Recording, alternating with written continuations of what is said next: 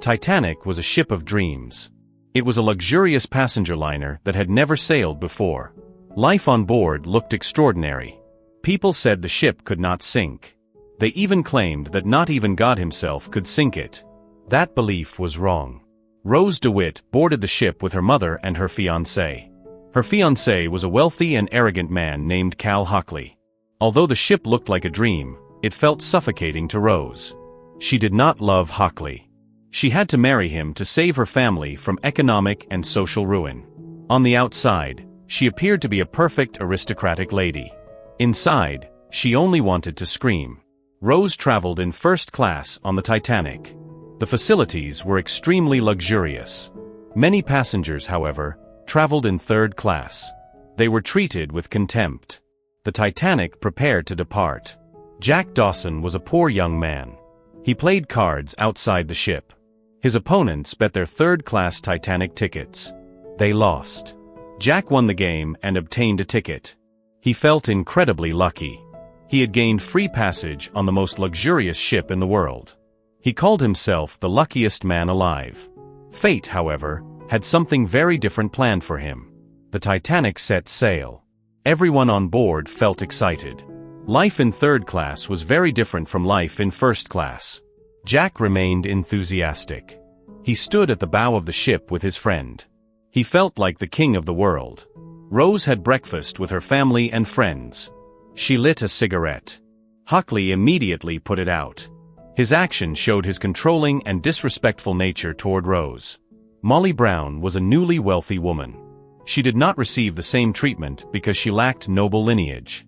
Molly was the only one who treated Rose with respect and warmth. Hockley became more controlling. Rose grew upset. She stood up and walked away. Meanwhile, Jack observed the passengers. He sketched portraits in his notebook. He was a very talented artist. This was the first time Jack saw Rose. She was so beautiful that he could not look away. Jack's friend noticed and said Jack could never approach a woman so rich and beautiful. At that moment, Hockley arrived and forced Rose to go inside. That night, Rose had dinner with her family. She looked deeply distressed. The parties, rules, and shallow conversations exhausted her. She had no interest in them. Her future had already been planned. She believed it was sealed. Rose left the dining room in tears. She ran to the edge of the ship. Jack heard her crying and followed her. Rose stood at the railing and stared at the ocean. Ending her life felt preferable to continuing a life that suffocated her. She climbed onto the railing. Jack arrived and begged her to stop. He reached out his hand. Rose refused to return. Jack said that if she jumped, he would jump after her. Rose saw that he meant it. She gave up the idea. She slipped and nearly fell. Jack grabbed her tightly and told her he would not let her go. Rose screamed. Officers heard her and rushed over. Jack managed to pull Rose back onto the ship. He saved her. The officers misunderstood the situation. Hockley arrived and accused Jack of improper behavior. Rose defended Jack. She said he was not at fault. She claimed she had been trying to see the ship's propellers and slipped. Jack was released. He was invited to dinner the next day as a thank you for saving Rose's life. In her cabin, Hockley said he knew Rose had been sad. He did not know why. He gave her a gift to cheer her up. It was the heart of the ocean diamond. Rose was shocked by its size. Hockley said it symbolized his love. As he placed the necklace around her neck, Rose felt as if she were being choked. Like a chain. Hockley said there was nothing he could not give her. Rose felt completely overwhelmed. The next day, Jack and Rose talked on the deck. Rose said she knew what Jack thought of her. She believed he saw her as foolish for being unhappy despite her wealth. Jack denied it. He said he only wondered what could have driven a girl like her to feel she had no way out. Rose said the wedding invitations had already been sent. She was unhappy. Jack asked if she loved Hockley. Rose felt offended. She could not answer. Rose took Jack's sketchbook. She admired his talent. She saw drawings of nude women. She felt a strange sensation in her stomach. It felt similar to jealousy. They talked and grew closer. A ship investor pressured the captain to increase the Titanic's speed. He wanted to impress the press.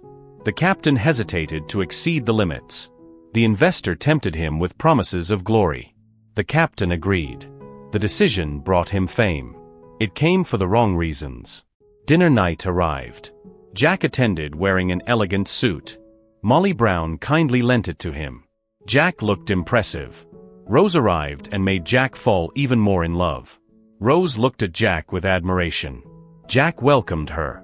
Rose finally felt appreciated. She felt happy. They entered the event. Rose introduced Jack to wealthy and influential people. The Guggenheim family and John Jacob Astor were there. The dinner went well but felt boring.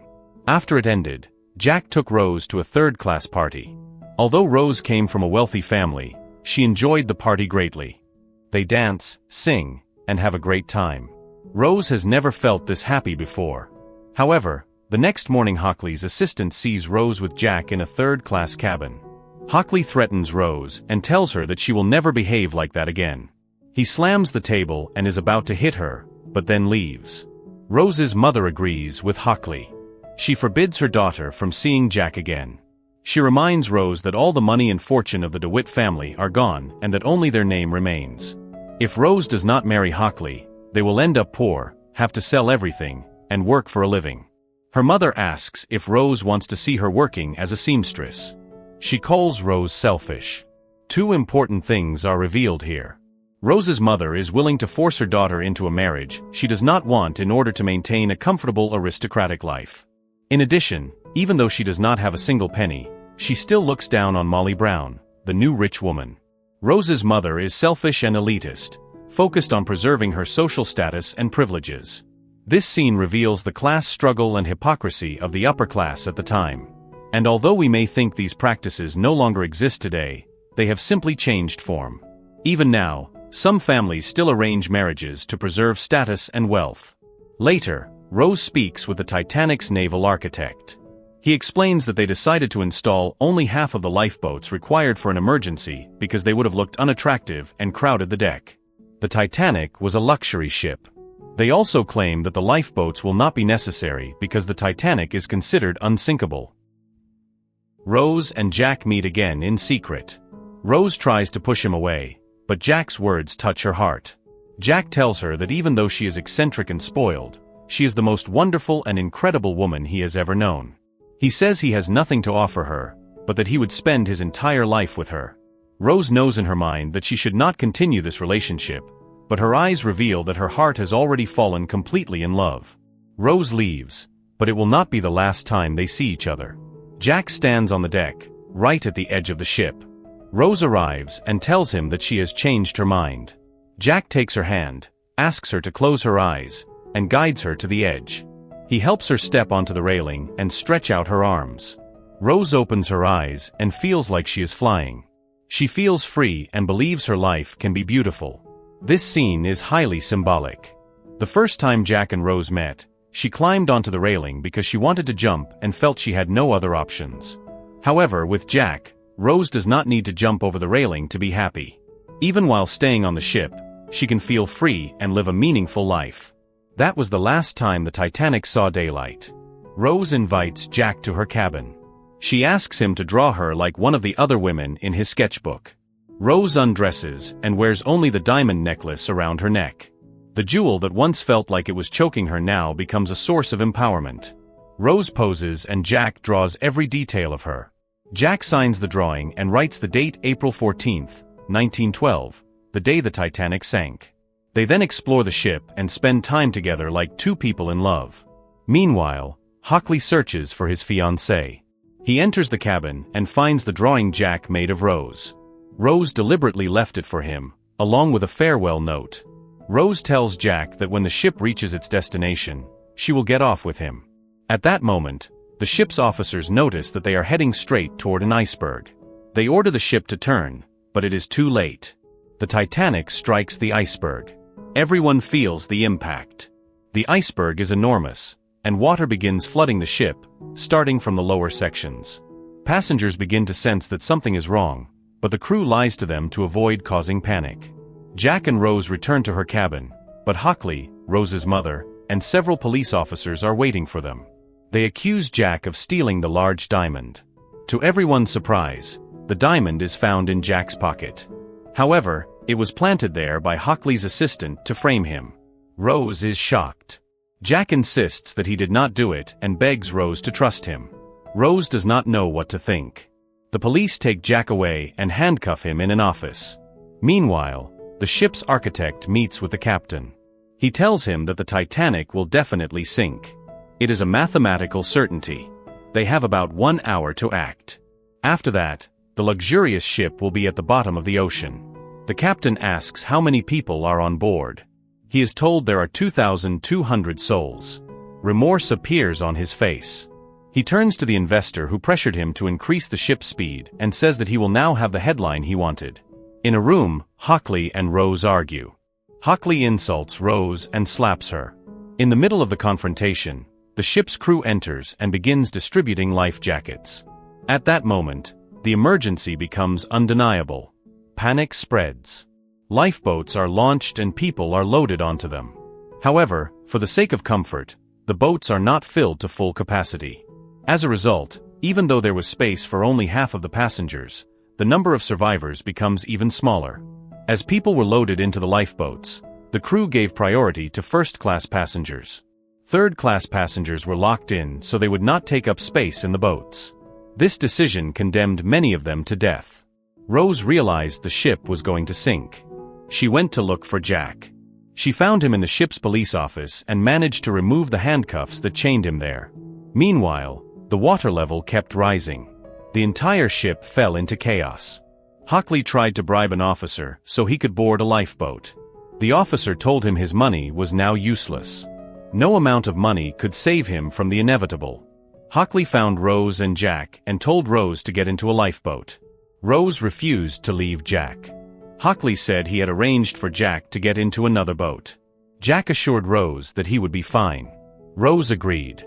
Jack knew this would be the last time he would see her. Hockley told Jack that he always won. However, Hockley did not expect that Rose truly loved Jack and would not leave him. Rose ran back. She jumped out of the lifeboat and returned to Jack. Hockley chased them. They managed to escape. The ship was now almost completely destroyed. The Titanic began to break apart and eventually sank into the sea. Rose floated in the freezing ocean. She could not find Jack. Jack found her and said he had found a door they could use to stay afloat. Jack helped Rose climb onto the door and tried to get on as well. He realized it would not support them both. He knew he was going to die. He wanted Rose to live. Rose began to tell him that she loved him. Jack asked her to stop. He did not want a farewell. He told her they had to endure the cold. He said Rose would live an amazing life. She would have many children. She would only die as a warm old woman in her bed. Jack Dawson said that winning the Titanic ticket was the best thing that had ever happened to him because it led him to meet her.